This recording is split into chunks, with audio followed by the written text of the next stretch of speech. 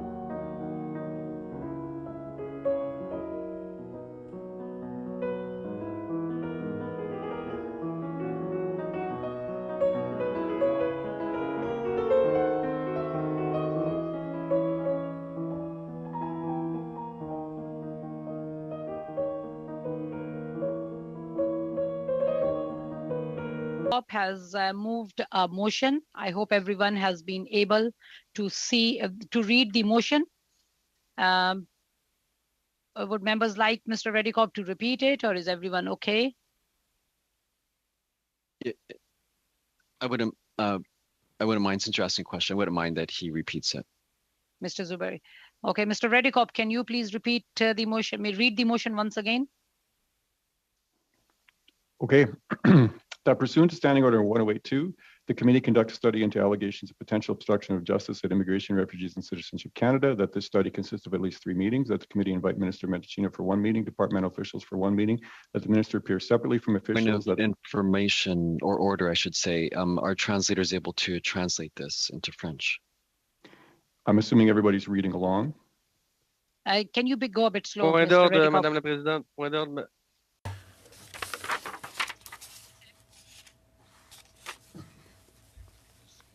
I think there is a problem with the sound, Madam Chair. Can you hear me? Check the interpretation.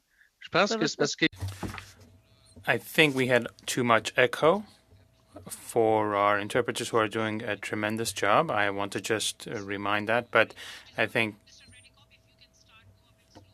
the interpreters can. Okay. That the minister appear separately from officials, that the officials invited include Patrick Theron, Council Legal Services, DOJ, IRCC, and Brian Smith, Assistant Director of Immigration, Refugees, and Citizenship Canada, that the third meeting be outside legal experts and that other witnesses as the committee sees fit, that these meetings be televised, that these meetings occur at the earliest opportunity possible and no later than November 4th, 2022, that the committee send for all information and documents, including emails, briefing notes, memorandums, text messages, all electronic forms of communications, phone calls, summary notes, handwritten notes, and any other correspondence, communication, or documentation in the possession of the Immigration, Refugees, and Citizenship Canada, or any subsidiary organizations relating to either the trademark case T83420 and related countersuits before the federal court, or to the coming into force of Section 292 of the Budget Implementation Act 2019, number 1, provided that A, these documents shall be deposited with the law clerk and parliamentary council in an unredacted form within 14 days of the adoption of this order. B, the law clerk and parliamentary council redact all information that might reasonably be expected to compromise the personal contact information of individuals and provide the redacted versions to the committee.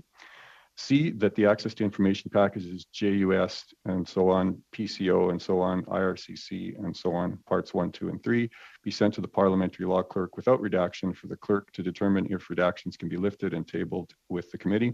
D, the committee hold an in-camera meeting with the law clerk within 7 days of the conclusion of his redaction of the documents in order to determine which documents could be made public. E, should the department not provide documents in their unredacted form within 10 days to the law clerk, that the Deputy Minister of Citizenship, Immigration and Refugees Canada be scheduled to appear, and the Minister of Citizenship, Immigration and Refugees Canada be invited to appear before the committee within 21 days of this motion passing to explain why the documents are not provided. F, should the Minister or Deputy Minister after this appearance still not turn over the documents in an unredacted form within 10 days or fail to appear within the 21 days, the chair shall be instructed to report at their earliest opportunity to the House the following, quote, your committee has requested documents from Immigration, Refugees, and Citizenship Canada, and these documents have not been provided, end quote. Thank you, Mr. Reddycop. Mr. Zuberi.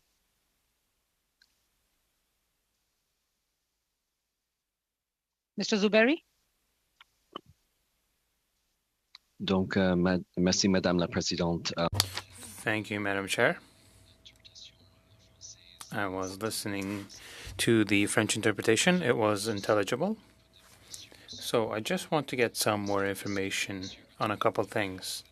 Can Mr. Reddycop give us a summary regarding the packages that are named when it comes to the access to information aspect? Just for, I think, all of our understandings, so we're on the same page and knowing what we're discussing.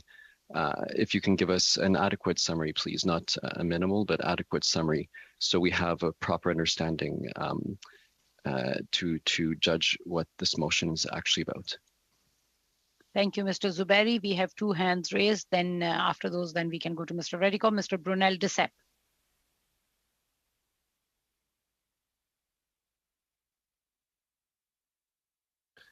Pardon. Sorry, it's been a long time that I haven't had a Zoom meeting. Sorry, everyone. Just something that worries me, that it delays our study on Roxham Road, which is a very current subject, as is the motion that is before us today. Plus, the committee unanimously voted on the motion on Roxham Road. It's rare to have unanimity in this committee on any subject. So what I would propose is the following. I don't know how we can go as far as the procedure is concerned. As you know, that's not my forte, but we might carry out the two studies at the same time. I don't know if anyone has an idea about how that could be done. And we have the date of November 4th in the motion, that these meetings take place as quickly as possible and at the latest on November 4th. So by introducing November 4th, I think that will have the effect of delaying the study on Roxham Road. So we might say that the meetings take place as soon as possible and we get rid of the November 4th reference so that we can keep on doing the two studies in an alternating manner. So I think next Tuesday, I think we have the subcommittee. So maybe at that point in time, we might arrive at a satisfying agreement. I don't know what our conservative friends or other friends, of course, other from other parties think about this.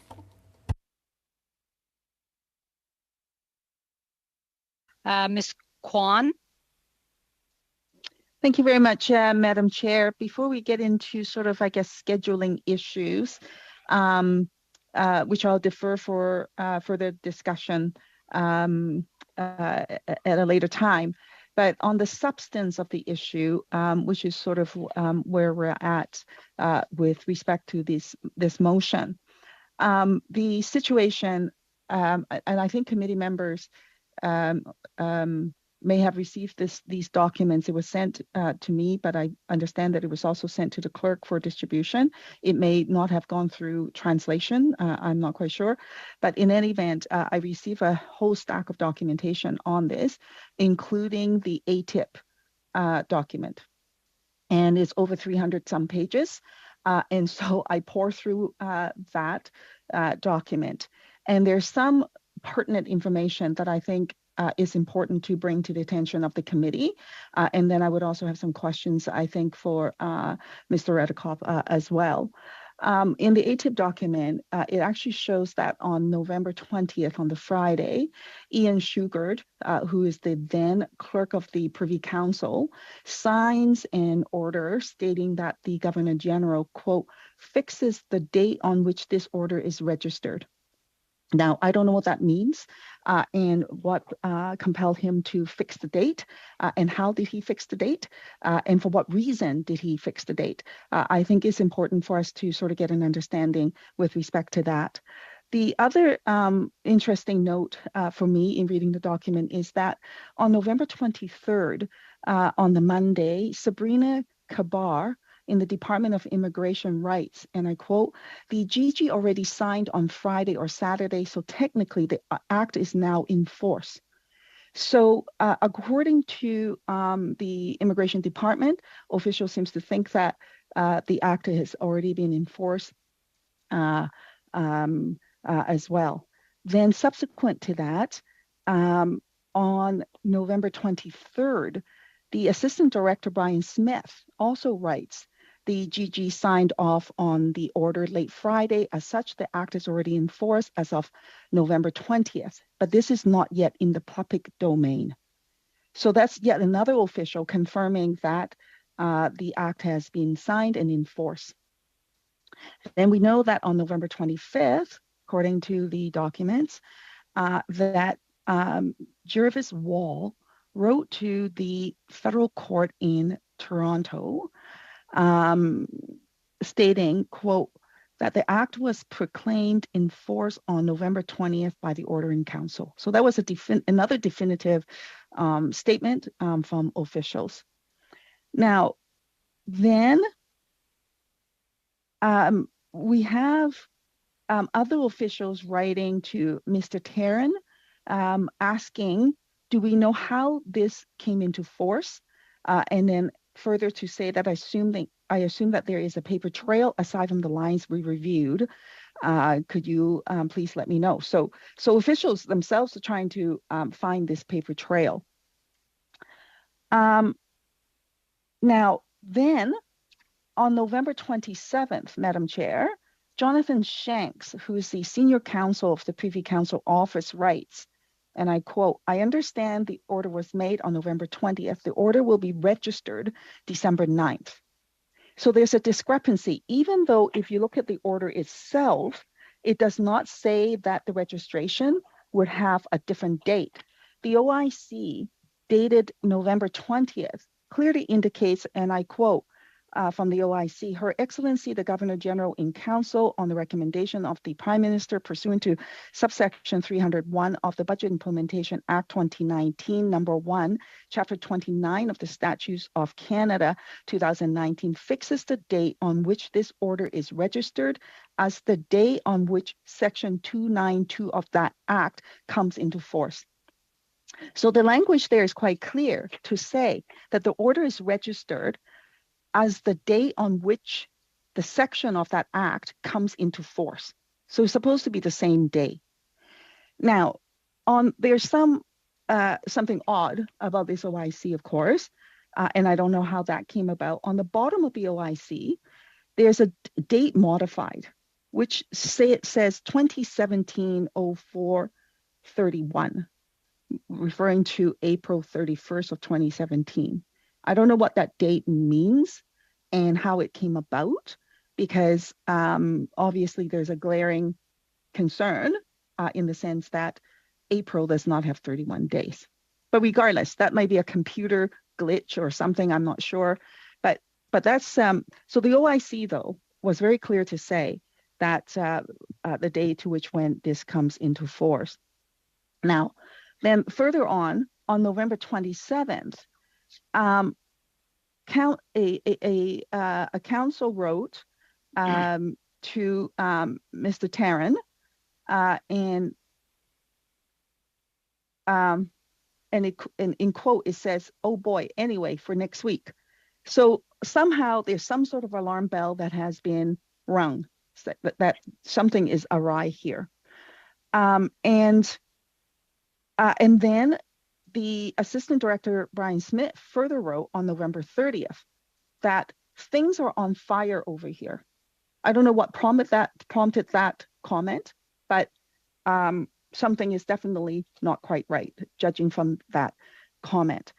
And then if you look further down into this 300 and some page document, Brian Smith sends to staff an email that says, "For urgent briefing, remedial measures likely required, College Act coming into force. Issue: the College Act is not yet in force and will not be enforced until December 9th, 2020, the date on which the order in council will be formally registered.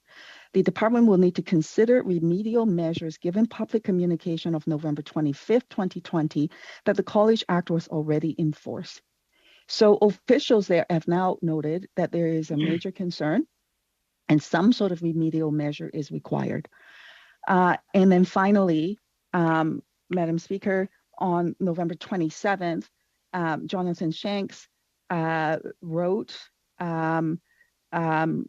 also reiterating that the order, I understand the order was made on November 20th, the order will be registered December 9th. So there's now a changing of the date that has occurred or that is occurring. And then subsequent to that, then Mr. Jervis Wall was at a case management hearing in Toronto where he said, quote, "It was brought to my attention this morning that although the order in council was signed on the 20th, the registration date of that order is actually December 9th, and so the act will come into force on December 9th. I thought it was the 20th, but registration date was something I was not familiar with. I'm just so embarrassed about it, but I do apologize." So that's what he seemed to have indicated. And that was followed by Jennifer Chow on December 3rd, who wrote, I'm advised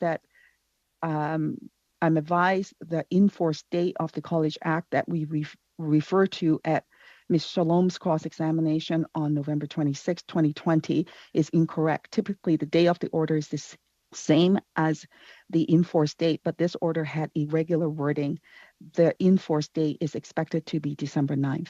So that's sort of like some of the key sort of passages that came about from the ATIP document. And so I have a question, and I wonder why Mr. Redekop decided not to include, for example, the then clerk of the Privy Council who signed the order, Ian Shugart, to be part of the officials to be invited to come to committee, because he actually said very clearly that he signed an order stating that the Governor General, quote, fixes the date on which this order is registered. So what fix was he trying to do here? Why was he asked to do the fix? And I think that's pretty critical information for us to obtain. With the other officials, quite possibly, I mean, there were 3 officials who were very clear to say that the act was passed on November 20th and came into force on the 20th. They were all wrong, apparently. So it's not one official, all 3 officials were all wrong. So what triggered then the need for the change? Why was the order in council have this irregular wording? What prompted it? As we know, order in councils are very intentional. The wording is sort of like, not just something, you dream up. Like it's very intentional for a purpose. And the Order in Council clearly stated that the registration date is the date in which it comes into force. So why did it have that intentional wording? And then later on was discovered that it was irregular wording. Why was it necessary then to change the coming into force date to December? Now, all this is tied into a copyright issue, which I don't know enough about that case, but, dates, I think, matter from this perspective. So my other question to Mr. Redekop, is it his intention with his motion to exclude other officials that we might need to call upon to shed light on this situation? Thank you, Ms. Sorry, and I should just extend, or is it, or with the committee members, if deemed necessary, that we would be able to request other officials to come before the committee for clarity? Thank you, Ms. Kwan. Before we see there is a speaking list. Before we go, I just want to read, as chair of the standing committee, I've received a letter from the Deputy Minister of Immigration, Refugees and Citizenship Canada. So I will just read that letter. Dear Chair, I'm writing to you in advance of the October 12, 2022 meeting of the Standing Committee on Citizenship and Immigration regarding the coming into force date of the College of Immigration and Citizenship Consultants Act, College Act. I would like to provide clarity regarding the events that took place and assure you that every step was taken to rectify the initial human error of announcing the coming into force date as November 20th, 2020, instead of the correct date of December 9th, 2020. The order Madam in Chair, council. Madam Chair, just point of order. I just want to make sure Yes, that all, Mr. like you, maybe you just forgot, that same letter, I just saw it was sent to all of the members. So we all have access. I think Yeah. But I just want to read it. I just want to make sure just, that all members could look at yes, that letter while you're reading it. Okay. This clerk just circulated. We just got that. So I am just reading into that letter. The order in council, OIC, to bring the College Act into force was made by the Governor General in council on November 20th, 2020. It was subsequently posted on the Privy Council Office PCO website on November 25th, 2020. At that time, the understanding within Immigration, Refugees and Citizenship Canada was that the making of the OIC marked the coming into force of the College Act. As such, on November 26, 2020, a news release was issued by IRCC announcing its coming into force. Following the news release, the Immigration Consultants of Canada Regulatory Council, ICCRC at the time, the regulator for immigration and citizenship, consultants immediately submitted a continuance application to the minister on November 26, 2020. A coming into force date of November 20, 2020 was also introduced in the public domain via litigation before the federal court in ongoing separate litigation. ICCRC versus CICC Corp, Her Majesty the Queen versus CICC and CICC versus HMQ and ICCRC. Subsequent to these events, IRCC was informed by the Department of Justice that the College Act would not in fact be in force until December 9th, 2020, the date the OIC was to be formally registered in the Gazette Part 2. Once this became known, the following actions were taken. On December 3rd, 2020, a case conference was held in the matter, and the Department of Justice brought the mistake to the attention of the court. On December 9th, 2020, the Department of Justice confirmed to the federal court that the College Act came into force on that day through a letter, Annex A. This correction was subsequently recognized and accepted by the court. IRCC updated the information in its news release with the correct information regarding the coming into force of the College Act as in Annex B. The ICCRC refiled its continuance application with the Minister of Immigration, Refugees and Citizenship at the time, the Honorable Marco Mendicino. I sincerely hope this provides you with the necessary assurance that all appropriate steps were taken in order to correct the error of the coming into force date once it had been discovered. I would like to thank you for your consideration of these facts. Yours sincerely, signed by Christine Fox. So Annex A is letter from the Department of Justice to the Federal Court of Canada confirming the coming into force date of the College Act. And the Annex B is Minister Mendicino announces the coming into force of the College of Immigration and Citizenship Consultants Act, Canada.ca. So I just want you to read that before we can go into. So after Ms. Kwan is Mr. Surrey. Mr. Surrey. Thank you, Madam Chair. I just wanted to just follow up a bit on what was just said. If we look at the motion that was just read here earlier by our colleague, but I wanted to thank Ms. Kwan for bringing up the ATIP. And the document that we have is there's 730 pages, so there's a lot of pages to digest. So it might be a good idea, because I know my understanding is because of this large document, the response on ATIP, there was not an opportunity before today to get it translated to sent out to all the committee members, because the document is very comprehensive and goes in great detail. And so kind of asking all members here if there's a possibility that we kind of, just put the motion aside and try and deal with the ATIP process, getting it translated so we could talk about that. And also, as Madam Chair just read, we just received this, I think, minutes before the committee from Christine Fox that clearly indicates it's a human error. So in light of these two documents, and as Alexis had indicated earlier about the ROCSEM study, so I was wondering if there's a possibility that we could, because of the two documents, the ATIP and also the letter that Christine Fox just submitted in French and English, as an opportunity that we get that's a human error, but an opportunity here to absorb this before kind of diving into the motion, because maybe these two documents could enlighten us to maybe change the motion, make some recommendations related to the motion. So I just wanted to, make sure that we kind of look at those two documents before we kind of dive into to the motion itself. So just wanted to put that out there if there's a possibility of doing that. Thank you. Merci. Thank you, Mr. Survey. We will now go to Mr. Zuberi. Thank you, Madam Chair. And I know that you have a lot of things that are moving around right now. A lot of questions we're asking through you to each other.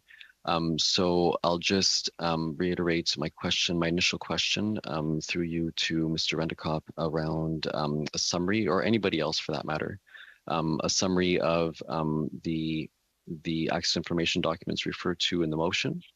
That's one. Two, through you, I would like to ask the member from the NDP if she could submit her document that she was making reference to, if that'd be possible, please. I'd also like Ms. Kwan, I apologize. I wanted to, if you could also summarize the heart of your commentary in terms of what you're asking us from this committee. You did speak at length, so if you can just give us a quick summary of that. I'd also like to say that I support Mr. Brunel Ducep's idea of having parallel study. It makes sense. We've seen in committees sometimes we're not able to move on one item, and we get completely clogged. The whole committee gets completely clogged because it has one item on its docket. It doesn't move beyond that singular item to other items until it's addressed. So we don't want that in this committee. We don't want this committee to get completely clogged up by one item on the docket. Therefore, I would support what Mr. Brunel Ducep is saying concerning parallel themes that are brought to this committee. And so, for example, maybe the first day that this committee sits in a week, it'll look at item A, and the second day that the committee sits in that week, it'll look at item B and continue like that. That way, for example, if item A gets clogged up, filibustered, or whatever, then at least item B can move ahead and the committee's work can continue instead of being completely clogged. Finally, I'd like to just read into the record email exchanges that would, I think, clarify that this was a good faith error. And I apologize, I don't have my glasses. I forgot them. So if I'm going to read a bit slow, please bear with me. I'll do my best. I'm not as fast as a reader as Mr. Rendekop. I've always, but on top of that, I have no glasses. But I'll do my best. So I'll start with an email dated November 19, 2020, sent at 11:33 a.m. This email came from, I'll just read the first name for respecting people's privacy. From Brian. It was sent to a number of civil servants in government. It was, the subject was a reply to College of Immigration and Citizenship Consultants Act coming into force. I'm sorry, I'm bad with pronunciation of names. Hi, Shatenia. Thanks for the estimated timelines below. It would be great to know as soon as the GG has signed off, so we have a better sense of when the order will be published on the website. One Q or question. Once the GG Governor General has approved, but before the order has been published, is there anything stopping IRCC from giving the current regulator, the future college in brackets, a heads up that the coming into force has been approved and will be published shortly? That's that first email. There was a reply to that from the person addressed Shatanya on Thursday, November 17, 2020, 11:45 a.m. replying to Brian and others in copy. It says, "Good morning, Brian. I will definitely let you know as soon as I have word that it has been signed. IRCC can let the regulator know as soon as the GG, Governor General, has approved, open bracket. At that point, the order is made regardless of the fact that it hasn't yet been published, close bracket. Hope to see you soon. Shatanya. I apologize about the pronunciation of names." There is a reply to that email from Shaitanya to Brian several others in copy. It says the OIC has been approved earlier than expected. Late yesterday, I understand, exclamation mark. Will you be able to find it on this website in the next few days? https://orders-in-council.canada.ca/. It has been a pleasure working with you and the whole team there, exclamation mark. Wishing you all the best of luck with getting the college up and running, exclamation mark. Shatanya, what a pleasant email. I'll continue. The next email comes from Brian on Monday, November 23rd, 2020, 11:30 a.m. It says, one last quick cue or question. Our comms folks would like to add a link in the news release that would take the reader to the OIC for the College Act on the OIC website. Do you get a heads up of when exactly the OIC will appear on the website? And if so, would you be able to flag to us so that the news release can go out ASAP after? If you have to look periodically yourself to see the OIC appear on the site, then no worries. We'll monitor from our end, period. Thanks, Brian. We'll continue.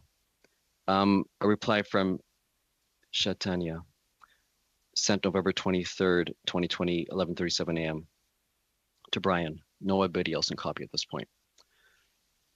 Hi, unfortunately, I can't get a notification when it's up. Checking the website periodically is a best bet. The search engine is really good, though. I just checked right now, and it took me the designation order. I'd expect it likely tomorrow or Wednesday. Brian replies directly to Shatanya on November 23rd, 2020, 11:41 a.m. People are really fast here in government. That's kind of nice. Okay, no worries. We'll keep an eye on the website. Don't want to jinx it, but probably won't need to bug you again. All the best, Brian. And then a reply again. This is from Shaitanya, November 23rd, 2020, 12:12 p.m.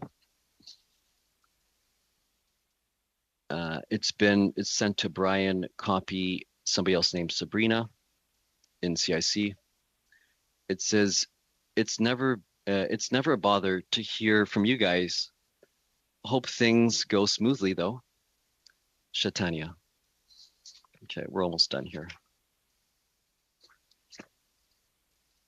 Then Sabrina from CIC on Monday, November 23rd, 2020, 1:18 p.m.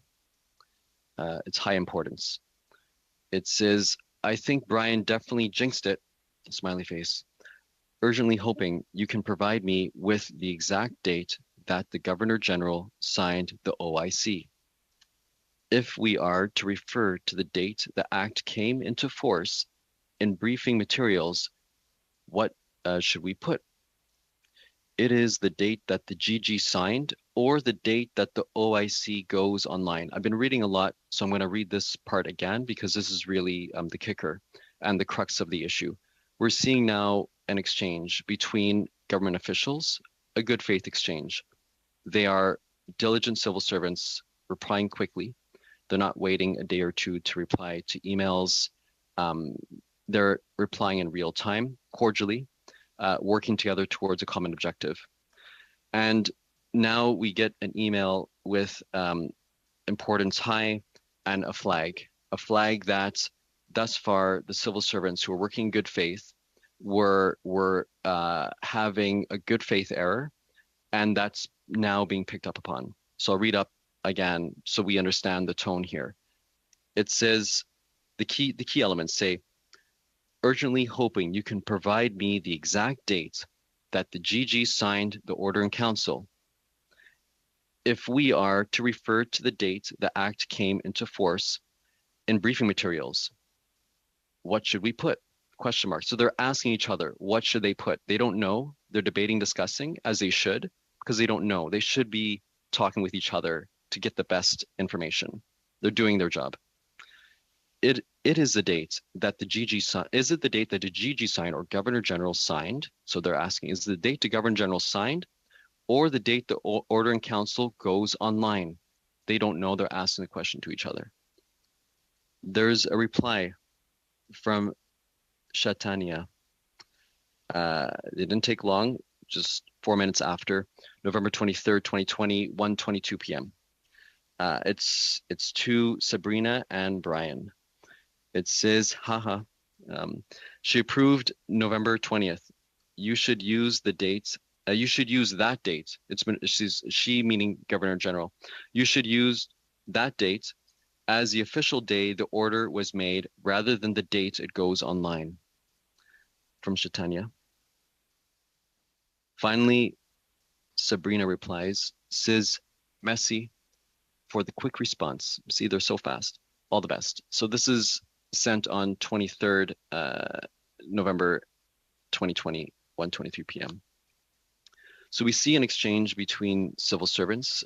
We see an attempt here to nail down a date, an important date, which is what we're discussing here, what this whole committee meeting is revolving around. We see that they're doing their utmost best to determine something, and we know that civil servants are humans. We are all human. We all can err, despite trying our best, as we always should. And we know that ministers and government relies on the expert advice of civil servants. There is no fault here on the part of civil servants. They're doing their utmost best and as diligently as possible. This issue in question in terms of the dates and erroneously landing on it revolves around human error. And we know that any reasonable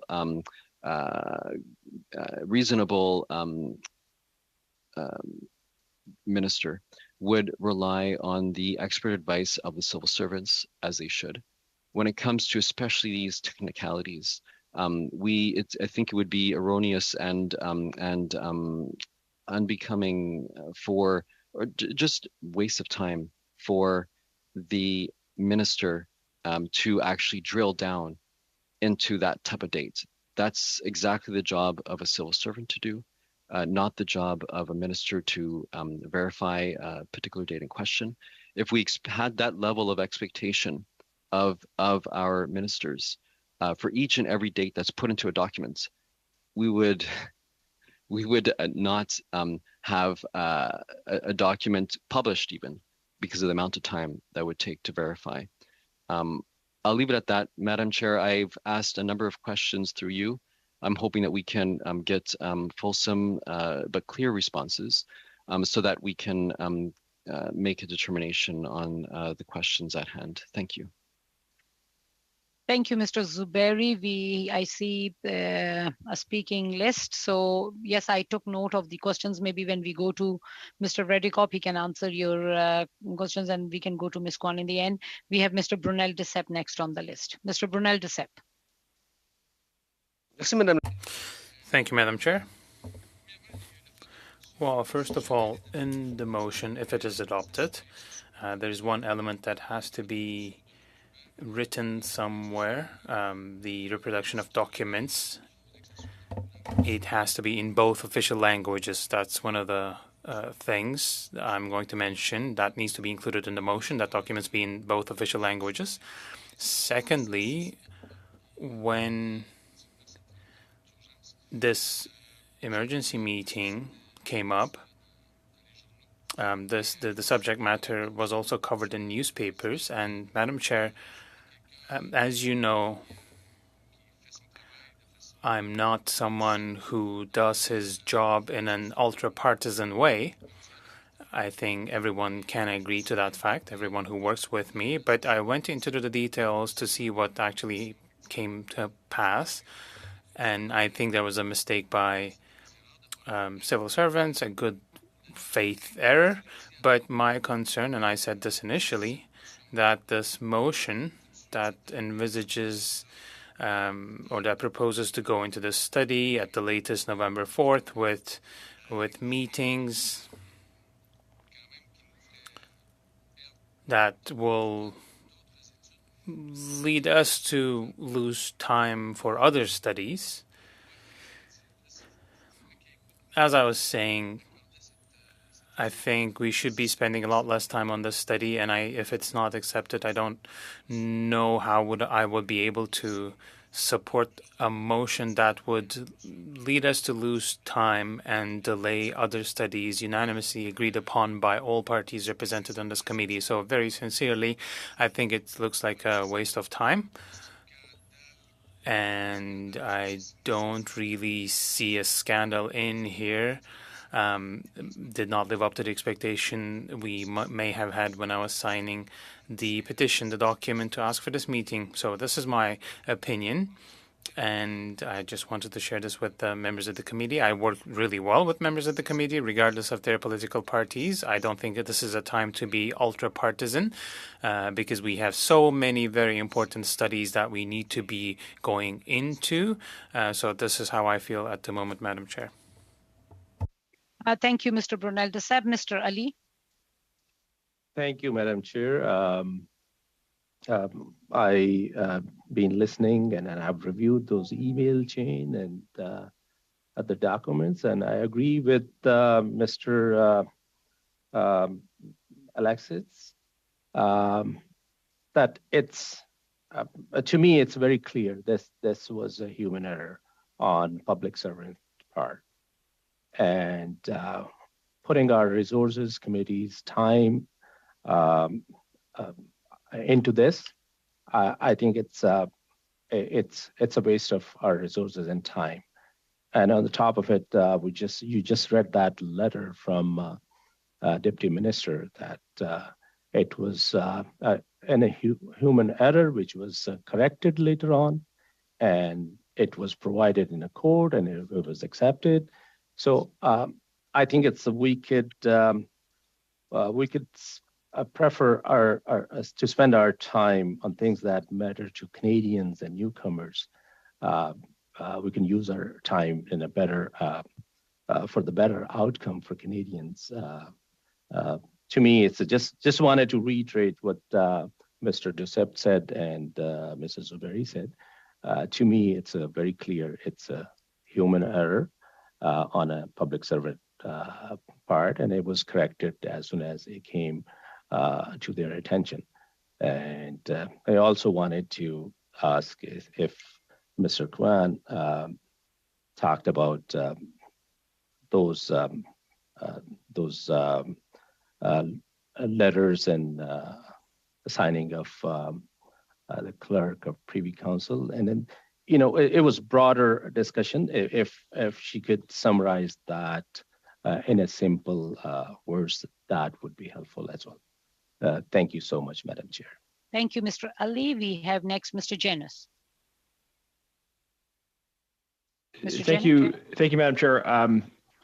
So, folks, we're here on a parliamentary break week, and I think let's work on moving forward the discussion, and I'm going to propose a concrete amendment that I think reflects some good suggestions made by a number of colleagues that will, and it might not be all the be all end all, but I'm just working on the fly to say how can we move forward effectively in a timely way on this matter.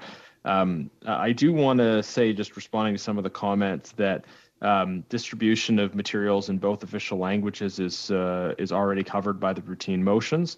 So that would be a given. There could be no distribution of the documents requested under this motion if they were not received in both official languages or translated once received.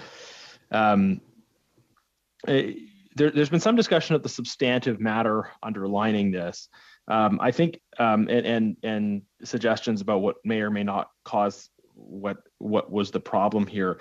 I do think it's really important, though, that Government of Canada lawyers said in court on November 20th that the act was in force, and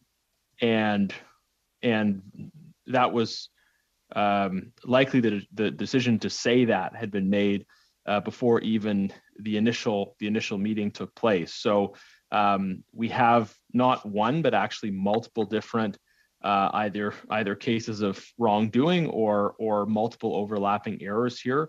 So it's more than just the coming into force date issue. It's a coming into force date issue compounding the fact that representations were made in cabinet prior to that initial determination. Look, I'm not here to say definitively what did or didn't happen. I think this is why we've put forward a study motion, and reading into record emails and discussing what the view of the deputy minister is. That's all germane as evidence, but we know that there were multiple different problems here. You have a court meeting on the same day as cabinet's considered the OIC. So cabinet's considering the OIC on the same day that the discussion is happening in court, and yet it's being said in court that the OIC has already gone through. I think even independent of the subsequent events, that raises some significant questions. So look, I think we need to have a short study on this. I think we need to have a look at this, and it may be that committee members come to the conclusion, come to one conclusion or another after that study takes place, but I think we need to have the information. So the amendment I'm going to propose, Madam Chair, is that we just simply two changes. Number one, in the first paragraph, I guess for me it's the third line, after departmental, add in and PCO. I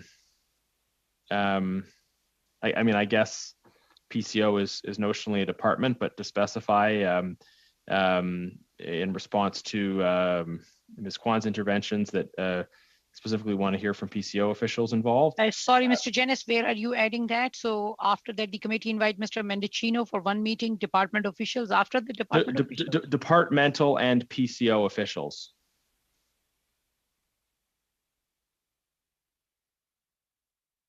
Okay.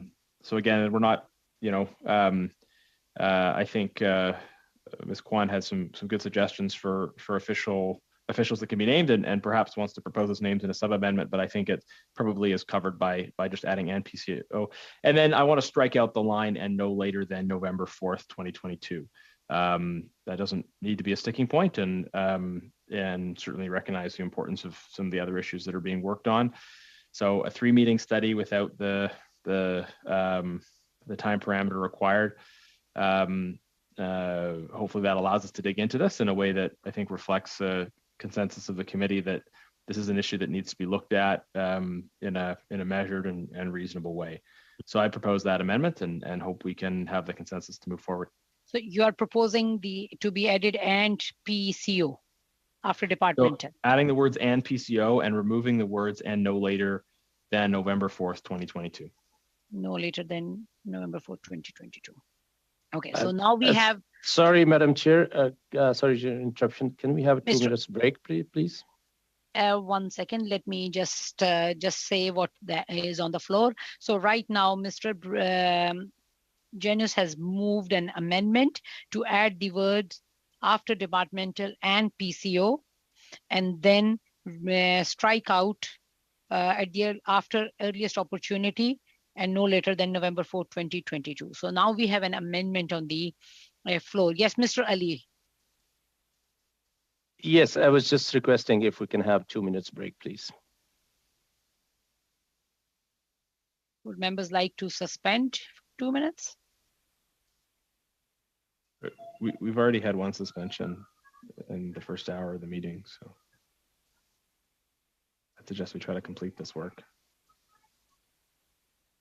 Members willing to proceed, please raise your hands. Members want to have a break? I needed to go to restroom. Okay, we'll so that no we have to, okay. Yeah, we'll give 2 minutes to Mr. Ali, please. Yeah, we have to.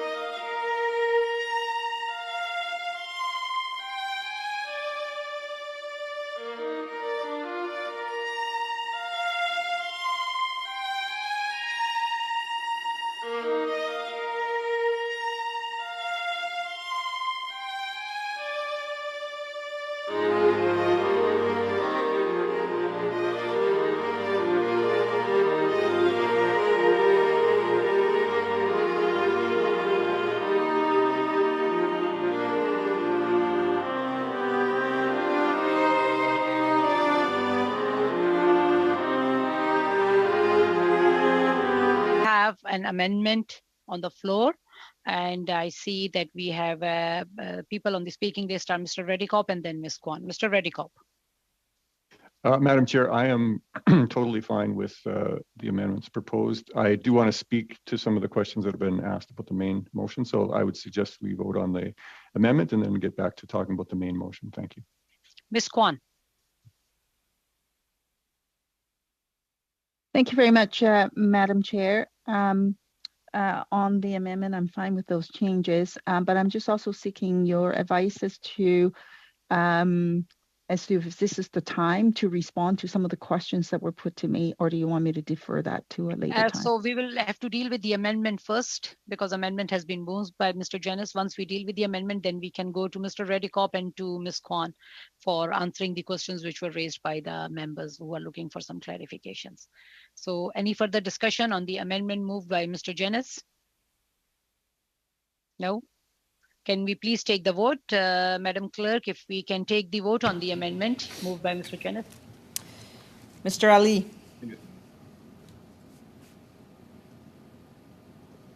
No. Mr. Sidiou? Against. Mr. Zuberi? Contre. Madame Kayabaga?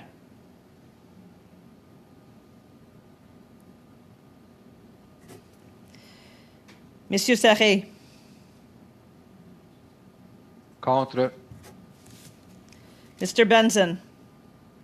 Yes. Mr. Janice? Yes.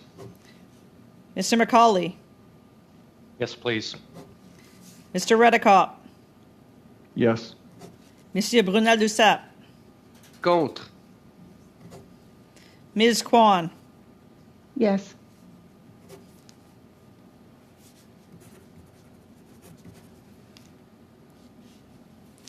Six nays, 5 yeas. Okay, so the amendment is defeated. We will go back now to Mr. Reddycop. Thank you, Madam Chair. So a lot of questions. I want to address some of these. I think the first one to start with is the core issue, is whether this is a good use of the committee's time or not.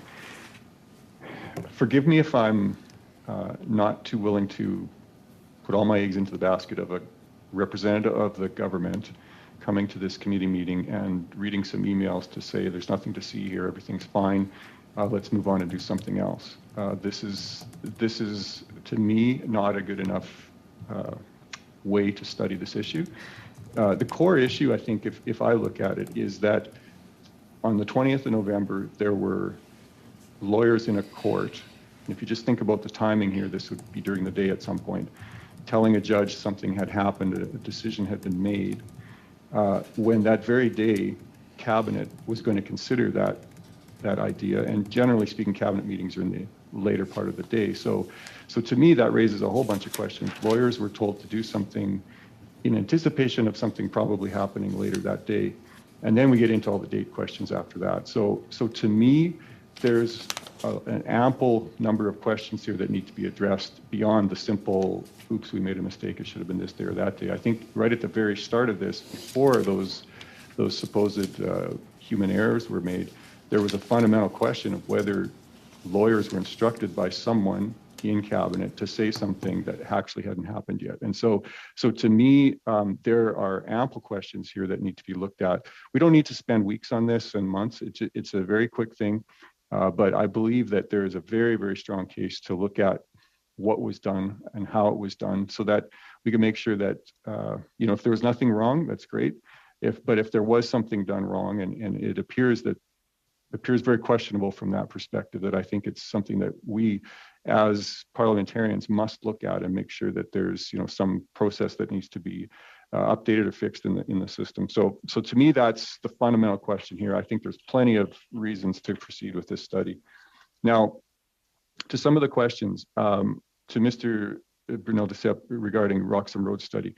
The way this is written with November 4th, there are actually 6 meetings before then. So there's actually ample time to do this and Roxham Road at the same time. As you saw, we're very willing to get rid of the November 4th date too, if that's what's necessary. But even with that date in there, there are ample meeting times to do this.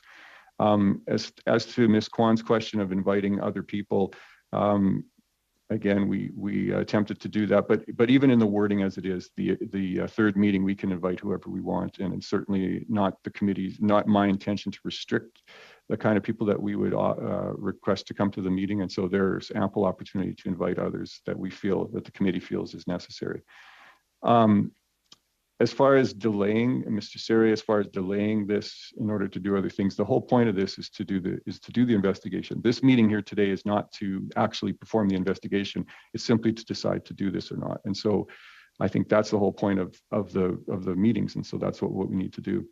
To Mr. Zuberi, in the question of the summary of the ATIP, actually Ms. Kwan did a great job explaining some of what's in the ATIPs. And these 3 ATIPs are specific to this case. There's a lot of documents in there similar to the ones that Ms. Kwan read.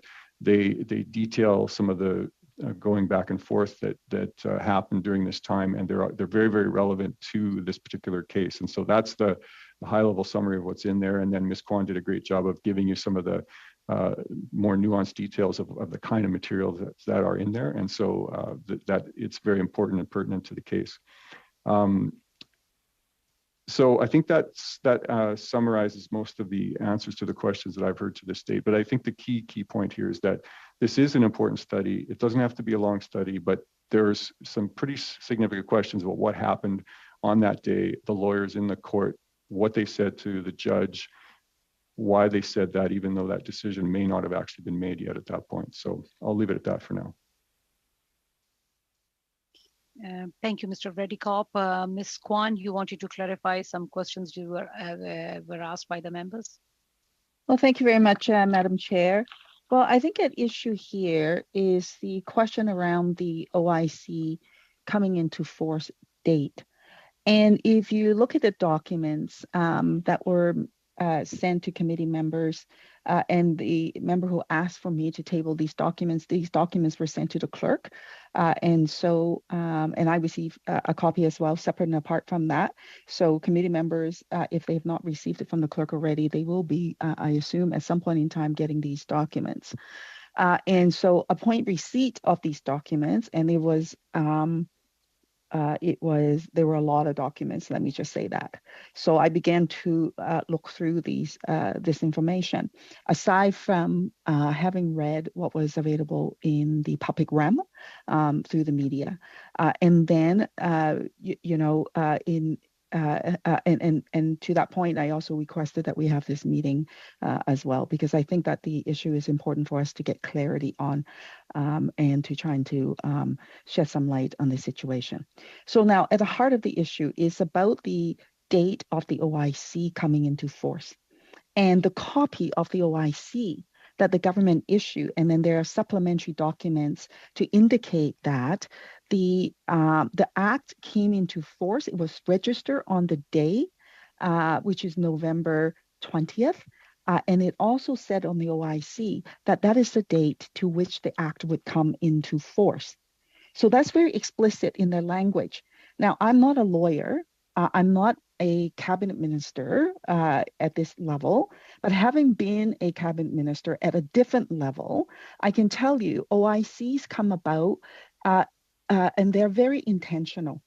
They're not sort of just made up word. Officials are not loosey-goosey about it. It's very intentional. And so now this may just be a human error, right? And so I know that officials are saying it's just a human error, but I think that we need to sort of delve into that a little bit and to be certain that it is in fact a human error. The OIC explicitly says that November 20th is the day that the act would be registered and that it would come into force. So that language to me is not confusing language. That language is very clear in terms of what it is. And why is it the case that this language differs from other OICs? It was stated in one of the ATIP documents that one of the officials indicated that there is unusual language being used. So it begs the question in my head, why was there unusual language used for this OIC? What's the rationale for that? Now, maybe there's a really legitimate reason for that. I just don't know at this point in time. And so I would like to get that clarity from the officials on why this particular OIC is different from other OICs and to explain the discrepancy between the clarity of the OIC itself and about the change date to December 9th. And so So from that perspective, I think that is important given the significance of the issue to get clarity on it. And it just might be a honest mistake, right? And if it is, it's not my intention to chastise anyone. It's just so that we can clear the air. The last thing I would want is for minister or for the government to be under that cloud.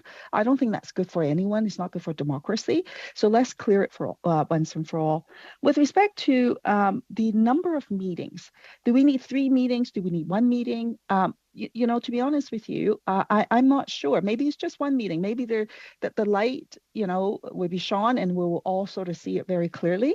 But I think that we should have a meeting, in the very minimum, find out what the lay of the land is. I like to have in my own head those questions answered, and then we can then make a determination whether or not additional meetings is required. So this motion calls for 3 meetings, but I would say that we should at least have 1 meeting, find out what the lay of the land is, and then make a determination how best to proceed. I think that, as elected officials, we should do our due diligence on it. I know we received a letter from the deputy telling us that this is a human error. And so let's get that information to clarify that. And so that we can be certain as officials around this table in addressing this issue. So that's what I would like to propose, Madam Chair. And I hope that answers the questions to committee members. Finally, I want to address the question around concurrent meetings and so on. We are doing concurrent meetings, by the way, with committee. It's a little bit confusing, truth be told. We're doing a report on a different study. We're continuing on work on another study. And then there's, of course, the Roxham Road issue, which is very important, very serious. And I absolutely want to get to that. And then at our last meeting, I also moved a motion, which was supported by this committee, on the Afghan file where people's lives hang in the balance. So that too is very important. So it's not my intention to delay anything. We have a lot of work to do and we need to get to it. But I think to clear the air on this, we should at least have 1 meeting and find some clarity on where it lies. And if it's honestly a mistake, a human mistake, then so be it. Then we can move on, right? But we should actually have that clarity, Madam Chair. Thank you, Ms. Kwan. We will now proceed to Mr. Brunel de Sep. Thank you, Madam Chair. This is turning out to be a very interesting meeting. Everyone who is here in good faith. But I think we're forgetting one thing that is of key importance throughout the whole discussion we have had. I just realized this during the meeting, to be perfectly honest. So the way I see it is, because this incident happened at the Department of Immigration, it is up to our committee to take care of the question. But what I see with the incident that happened and that brought us here, this is an ethics issue. So we shouldn't be the ones to take care of this. We do not sit on the ethics committee. We sit on the immigration committee. It's not because there was a mistake made with the Department of Immigration that we have to take care of it. I am hearing arguments from both sides, and I position myself in the middle. And my thinking is that this is not a file that we should be studying. So I would suggest to my conservative friends to maybe bring forward a motion at the ethics committee so that we can really delve into subjects that touch immigration directly in Quebec and in Canada. So the more we talk about this, the more I realize that I cannot support this motion at the Immigration Committee. This file is really one for the Ethics Committee. Maybe they need to go ahead and convince the members of the Ethics Committee. Maybe they would like to talk about such a motion, but they would be the ones, they would be the experts at the Ethics Committee to delve into this and, study ethics at the government level, at the department level. We have a different file. We work on immigration. So there is nothing that touches immigration in Quebec and in Canada in this. And Jenny has just mentioned that there have been important studies. We voted on these, and we have deadlines that are fast approaching. So as is, I'm looking at the motion. It's not a bad motion. It's not a good motion. I'm not saying either of those things. But I think it should be before another committee. And I think the Immigration Committee has to take care of immigration files, and Ethics Committee should be the one looking into this. This is my position. The more we talk about this, the more my decision has become final. So I will not be backing this motion.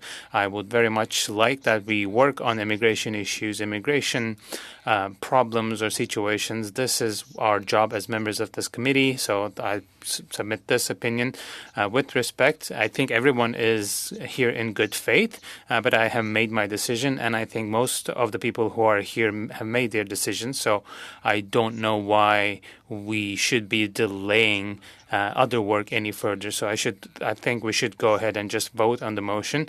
But you now know how I will vote.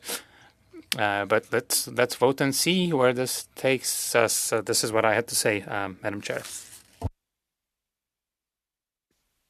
Thank you, Mr. Brunel de Sepp. So seeing no further hands raised, we can, Mr. Jenis. Oh, sorry, I'll actually just strike because I saw Mr. Redekop's hand was up first, I think. Mr. Redekop. Thank you, Madam Chair. Well, I guess I'm not opposed to us having a vote, but I just want to say that this is very much an immigration issue. I mean, this has to do with the management of IRCC and how IRCC is represented in the courts of Canada and how it implements the orders and laws that are done by the immigration minister and the immigration department. So to me, this with all due respect to Alexi, this is, I believe, very strongly a case for IRCC to look at. It's very relevant to be done at this committee. And I'll just say again, I appreciate that the Roxham Road study is important, and we want to work together to make that happen. So there's something fishy that's happened here, and I think Ms. Kwan identified that pretty clearly. Something strange, and it's something that deserves some investigation. It doesn't have to be a month of investigation, but it does need to be looked at. And I think for the sake of clearing the air, as Jenny said, about this issue. And so that's why I put this forward. And I think it's important. I think it's important work for the committee to do. And I think it's something very relevant to this committee. So I'll just leave it at that from my perspective. If anyone else has anything else to add, happy to listen. Thank you. Mr. Jenis, you wanted to say something? Okay, so we can go, seeing no further hands raised, we can go into vote. Madam Clerk, if you can please take the vote on the motion brought by Mr. Redekop. Mr. Ali. Just to clarify, are we voting on a motion or? Yes, Mr. Just to clarify to all the members of the committee, we are voting on the motion brought by Mr. Redekop. So I'm against the motion. Mr. Sidiou. Against. Mr. Zuberi. Against. Madame Kayabaga. Monsieur Sarré. Je vote contre. Mr. Benson. For. Mr. Jenis. In favor. Mr. Macaulay. For, please. Mr. Redekop. Support. Monsieur Brunel de Sepp. Contre. Ms. Kwan. For. 6 nays, 5 yeas. So the motion is defeated. Mr. Jenis. Thank you, Madam Chair. Given that this subject matter has been now dealt with, not in the way I wanted it to, but I'd like to now move another motion I had on notice that I think should be fairly quick, but I think it's a good opportunity to do it now rather than and we can it's been on notice for a while, and the motion is with respect to concerns that citizenship ceremonies, despite the country being generally open, I have some information about people not being offered citizenship ceremonies in person. So the motion is that the committee report to the House that it calls on the government to immediately reinstate in-person citizenship ceremonies for those who request them. That the committee request a government response to this motion pursuant to Standing Order 109. Again, I think it's fairly nonpartisan. I suspect that members are hearing similar things from their constituents, and the members have had this motion, I think, for a number of weeks. Again, the motion is that the committee report to the House that it calls on the government to immediately reinstate in-person citizenship ceremonies for all who request them. That the committee request a government response to this motion pursuant to Standing Order 109. People that have come to this country and been through a citizenship ceremony, I think will very often remember that experience for their whole life, and it will have great significance and meaning for them. And I think it's unfortunate that for some people they haven't had the option of having an in-person citizenship ceremony. And I think giving people the significance and meaning of that moment of being welcomed to the Canadian family in person is very important, and it's a way of honoring the commitment they're making to this country. That's why I wanted to put forward the motion, and also just invite clarity from the government on what the approach that's being taken is. So I want to put that on the table, and we'll see where we go. Thank you, Mr. Janice. So just to clarify for all the members that this meeting was specifically called to deal with the Standing Order 106.4. So I assume that procedurally, this meeting only deals with 106.4 and not with anything else today. So that motion has been dealt with. 106.4. Madam Chair, just on a point of order on that. I mean, yes, Mr. Janice. I had the floor, and it's a motion that's been given on notice. So if you move a motion without notice, you need to be on topic. But having dealt with the matter, this happens routinely, of course, that we have a meeting scheduled on one matter and someone moves a motion on a different matter. This is 106.4. Let me just, I will suspend the meeting for 2 minutes. I will clarify with the Madam Clerk and then come back. So the meeting is suspended for 2 minutes.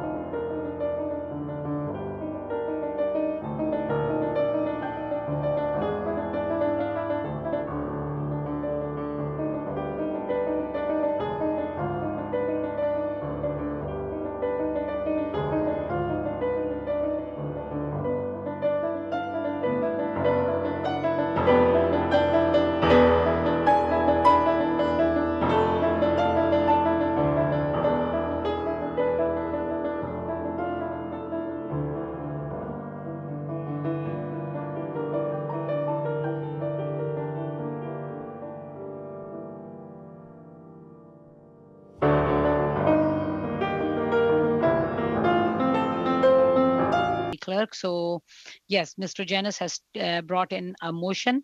So we have a motion on the floor from Mr. Janis. I see some hands raised. Mr. Sidhu? Thank you, Madam Chair. And I've been following along citizenship ceremonies very closely, and I do know they started in person back in July. So I do advise the member to kindly check, but it has started in July. As I know, I've had constituents come to my office thanking the government of Canada, so that's how I know firsthand. But I think it's important that this meeting was called on a 1064 on the subject matter at hand. We dealt with that, and I hope that we can adjourn this meeting soon. Thank you. Mr. Ali. Thank you, Madam Chair. I agree with my colleague Maninder Sidhu, and I'd like to bring my colleague Janice attention towards it, because in-person ceremonies are already in place, and I've known some of my constituents as well. They had these ceremonies, so I would ask him to look into it and then ask for a meeting to adjourn, because this was called for 106, 4. Thank you.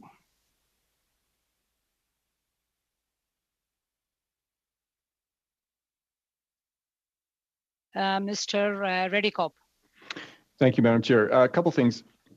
We don't want to be wasting time at committee meetings when we have witnesses dealing with motions like this one. So I think this is a great time to deal with it. We have a little bit of time. It's a fairly easy one to deal with. So I think this is the perfect time to deal with it. Yes, there have been some in-person ceremonies over the past few months. I agree with that. I've been to one myself, but that is not still the norm in our department. And so I think the purpose of this motion, as I see it, and the reason I will be supporting it, is that this really compels the government to do them in person. So many of my constituents, as Garnet said, this is a life-altering moment that they remember for forever, and this is a very significant thing for them. And so, for me, and on behalf of my constituents who are going through these, they want them in person. And so, we're still having the case where the department wants to do them not in person. And so, I think it's very important to compel the department to do them in person. It's what people want. It's what constituents want. We're past the time when we need to worry about doing things online. And so I really support this motion, and I hope that you guys will too. Sorry, on a point of order, Madam Chair, yes, before you go to the next speaker, I just wasn't clear. If I heard Mr. Ali move adjournment of debate, I thought I heard him say that, but I wasn't sure. So I just want to get clarification here. Okay, sorry, Ms. Kwan. Madam Clerk, was it moved by Mr. Ali?